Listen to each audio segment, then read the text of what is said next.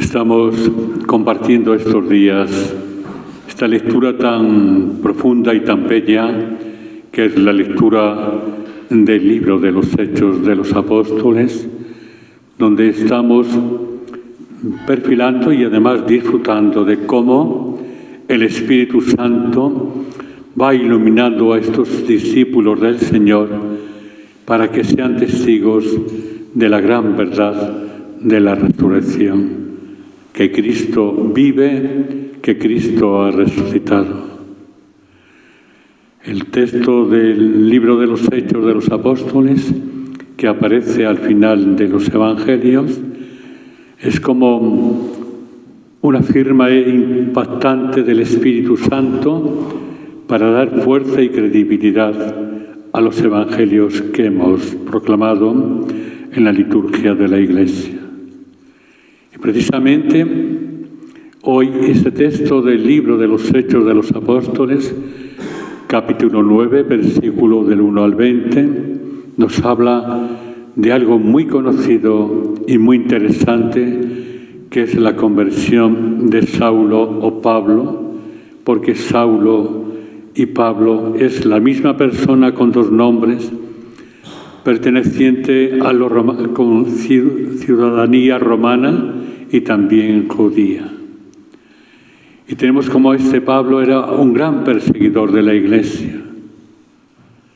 Y entonces, camino de Damasco, va para arrestar a todos aquellos hombres y mujeres, entre ellos los discípulos, que seguían anunciando a Cristo. Y lo más bello de todo esto es cómo en el camino de Damasco Dios le envió una luz. Dice la tradición que se cayó del caballo como impactado por esa luz, que era la luz del resucitado, que le estaba diciendo, llamando por su nombre, Saulo, Saulo. Y él, interrogando, le preguntaban, ¿quién eres? Entonces él respondió, soy Jesús a quien tú persigues. Nos dice el texto incluso que él iba para descubrir a todos aquellos que pertenecían al camino de Cristo. Y es cuando los acompañantes tenemos en el libro de los Hechos, maravilloso para la lectura personal, los acompañantes oían una voz pero no veían nada. Y tenemos todos los episodios de este bueno de Pablo o Saulo, como Dios le va diciendo lo que tiene que hacer. Se queda los ojos abiertos pero unas escamas que le prohíben ver, y le dice que tiene que ir donde un tal Ananías, allí a Damasco, para vivir toda la experiencia que Dios estaba haciendo en él a través de Cristo. Le cogen de la mano, le llevan a Damasco, que pregunte, que un tal Ananías le dice lo que él ha visto en la visión. Saldrá a su encuentro en esa casa, la calle Mayor, para decirle lo que tiene que hacer y llenarle del Espíritu Santo. La figura de Ananías es clave aquí. Ananías tiene una visión que recibe del Señor. En una visión el Señor le dice, es uno de los discípulos del Señor, este cometido, que vaya a la calle Mayor, que allí se acercará un tal Pablo y que vaya hacia él para que le diga lo que él le manda. Lo primero, para que recobre la vista. Y entonces Ananías se pone un poco protestón porque dice, ese tal Pablo, he oído hablar de él, que es un gran perseguidor de la Iglesia, de los discípulos, de los cristianos. Y el Señor en la visión le dice, ese va a ser un instrumento que he cogido yo para que anuncie la verdad de la resurrección, de mi Evangelio. Y Ananías cumple el cometido. Y lo más bello de este cometido que tenemos en este lugar, como Ananías, al encontrarse con Pablo, le dice hermano, le llama hermano. No es el enemigo que perseguía a la iglesia, sino que él, a la luz de la fuerza del Señor que le habló en una visión, transportado en la caridad, le llama hermano. Y creo que estos son los dos rasgos, y es cuando Pablo se queda unos días para predicar el Evangelio, y tenemos como Pablo, como sabéis, es el gran teólogo de la Iglesia, es el gran evangelizador de tantas comunidades, y tenemos una gran riqueza de Pablo en sus escritos, en sus cartas. Pero creo que aquí lo más importante es, en primer lugar, la conversión de Pablo. Pablo, obcecado, estaba en el camino de la perdición, del pecado, cuando Esteban, él guardaba las capas de aquellos que apedreaban a San Esteban.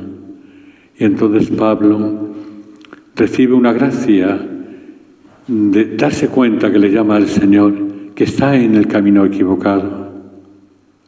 Y por ese motivo el Señor le llama, le escoge, y Pablo se enriquece con la llamada y se convierte en un gran testigo de Jesús, en un gran evangelizador, como sabemos todos. Y no podemos olvidar la figura de Ananías, este hombre que le dice hermano. Ya no le llama enemigo, perseguidor de la Iglesia, sino le llama hermano. Este es el panorama de tantos grupos o tantos movimientos en la Iglesia que invitan a la conversión, movimientos de todo tipo, que nos invitan a buscar el camino de la verdad de Cristo. Los neocatecumenales, también los carismáticos, los discípulos de Maús, los cursillos y encuentros de Maús, donde allí también hay Ananías, que ayudan a toda esa gente que va para que descubran la grandeza de Jesús y para que escuchen la conversión de Pablo, y como Pablo se den cuenta, tomen conciencia de que están en el camino equivocado, o que viven un poco desconcertados o confundidos estos grupos, y por ese motivo recobran de nuevo el camino de la vida cristiana, el camino del Evangelio, el camino de la resurrección. Todos estos grupos que buscan la manera de descubrir un bautismo que tienen, pero que tal vez le tienen arrinconado, que no saben valorarle. Y creo que esto es un ejemplo, no solamente para los discípulos de Maús, para los grupos de Maús, sino para todos nosotros. Se nos invita al camino de la perfección. Se nos invitan estos grupos, ¿para qué? Para descubrir la grandeza de la fe, la gran verdad de Cristo resucitado. Y por eso el Señor también se vale de Ananías, de todos estos hermanos, esa palabra tan bella, que se preocupan de que ellos no les falte nada, para que ellos se dediquen a la reflexión, al Espíritu Santo. Por eso creo que hoy es un momento especial en esta conversión de Pablo. Todos tenemos que convertirnos. Tal vez somos no perseguidores de la Iglesia, pero tenemos una fe totalmente equivocada o una fe lánguida, tibia.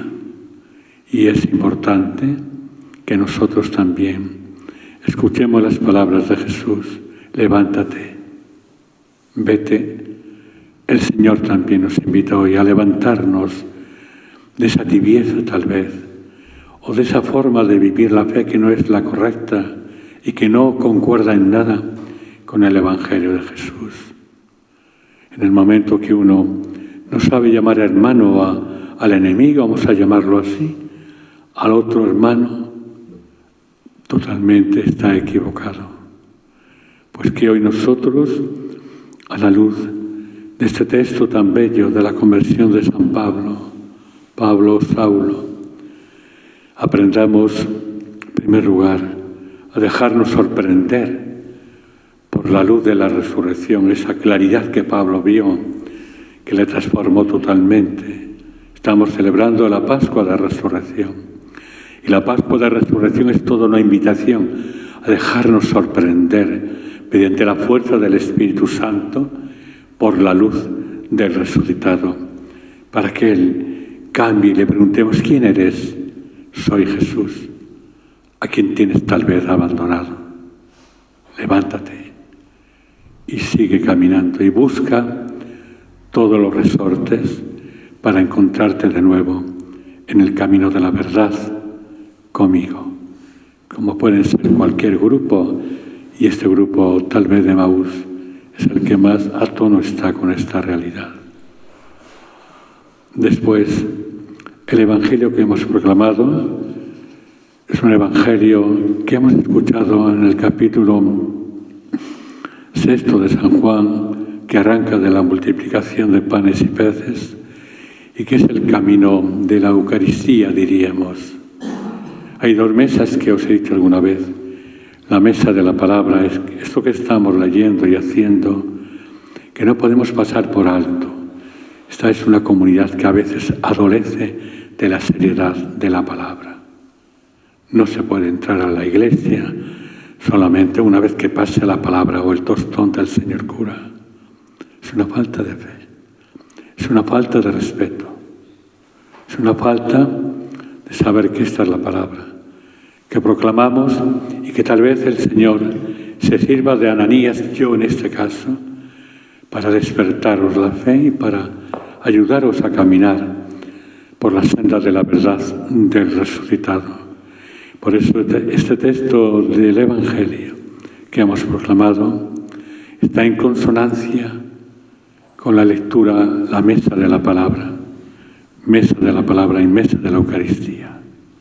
Tenemos que alimentarnos de la palabra, como todos los grupos que están buscando la forma de vivir en un momento difícil en profundidad la fe. Entonces la palabra de Dios, que es proclamada, que es reflexionada, les va a cambiar el corazón, va a hacer el corazón como a los discípulos de Emaús, para reconocer a Cristo, a ese Cristo resucitado que les llama a la vida, a compartir el pan y su sangre en la Eucaristía, su cuerpo y su sangre. Por ese motivo, hoy, a la luz de este texto del evangelista San Lucas, pidamos al Señor que creamos de verdad todo esto que estamos celebrando. El que come mi carne y bebe mi sangre, vive en mí y yo en él, y no morirá para siempre. Palabras tan bellas que dice el Señor. Este es el pan que ha bajado del cielo. No es el pan cotidiano, no es el maná. Es Cristo el Señor, el Hijo de Dios, el que se hace presente en la Eucaristía. Por eso venir a comulgar es una tonalidad de fe tremenda. No podemos venir a comulgar provocando una forma totalmente irregular. La comunión es el centro de nuestra vida cristiana y de la Eucaristía. Y no olvidemos que este texto nos haga valorar la Santa Misa, sin olvidar la mesa de la palabra, que tiene esta finalidad de escuchar las palabras de Pablo: levántate, levantarnos para seguir caminando, pero con un gran bocadillo, diríamos, para entendernos, perdonad la expresión, que alimente nuestro camino por la vida. No podemos caminar sin la palabra, y no podemos caminar sin el pan de la vida, sin Cristo el Señor, que se hace carne con nosotros y nosotros con Él. Esto es mi cuerpo y esta es mi sangre. Y tenemos aquí una gran mujer, María, que diríamos que es la Ananías, que nos llama a todos hermanos, hijos, y que quiere que que recobremos la vista como la recobró Pablo cuando Ananías le impone las manos. María, siempre que subimos a un lugar de apariciones, es como esta madre que nos pone las manos y nos acaricia para que veamos con claridad que está anunciando a Cristo, que ella es el Evangelio de Jesús, que por ese motivo acercarse a la Virgen es acercarse a Cristo, y acercarse a Cristo es estar alimentado por su cuerpo y por su sangre en el sacramento de la Eucaristía.